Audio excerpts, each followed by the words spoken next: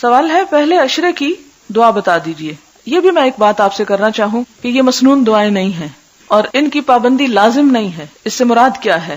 اس سے مراد یہ ہے کہ پہلا عشرہ رحمت، دوسرا مغفرت اور تیسرا عذاب جہنم سے رہائی ہے، تو ان کی مناسبت سے آپ مناسب دعائیں کر سکتے ہیں، لیکن کوئی ایک خاص دعا نہیں ہمیں بتائے گی کہ جس کو اپنے اوپر لازم کرنا ہے. پھر آپ کہیں گے اچھا پھر کیا بتایا گیا؟ تو بات یہ ہے کہ اگر آپ ایک ایسی چیز کو اپنے لیے لازم کر لیتے ہیں جو لازم نہیں ہے، جو آپ صلی اللہ علیہ وسلم نے نہیں کی، آپ کیا کر رہے ہیں؟ آپ اپنے لیے دین کو مشکل بناتے چلے جا رہے ہیں. آپ صلی اللہ علیہ وسلم کی آمد کے مقاصد کیا تھے کہ وَيَدَعُ عَنْهُمْ إِسْرَهُمْ وَالْأَغْلَالَ الَّتِي كَانَتْ عَلَيْهَا، کہ آپ صلی اللہ علیہ وسلم کس لیے آئے ہیں کہ لوگوں کے بوجھ ہٹا دیں اور وہ بیڑیاں جو ان لوگوں نے اپنے اوپر جکڑ رکھی ہیں ان کو توڑ ڈالیں، ان کو ہٹا دیں. تو ہم اس طرح کی چھوٹی چھوٹی چیزوں کو لازم کرتے کرتے پھر اپنے لیے وہ چیزیں اکٹھی کر لیں گے کہ جن کا بوجھ پھر ہم نہیں اٹھا سکیں گے.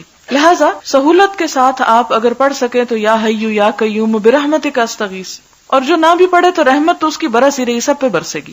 لیکن اس کی مناسبت سے اگر آپ پڑھ رہے ہیں یا اگر بخشش کا عشرہ ہے تو استغفار کثرت سے پڑھ رہے ہیں، آخری عشرے میں عذاب جہنم سے رہائی، ربنا آتنا فی الدنیا حسنہ وفی الآخرۃ حسنہ وقنا عذاب النار، اگر ذرا زیادہ شعور کے ساتھ پڑھ رہے ہیں تو بہت اچھا ہے. ہاں ایک دعا مسنون ہے جو طاق راتوں میں حضور صلی اللہ علیہ وسلم نے حضرت عائشہ کو سکھائی تھی، اور وہ ہے اللہم انک عفو تحب العفو فاعف عنا.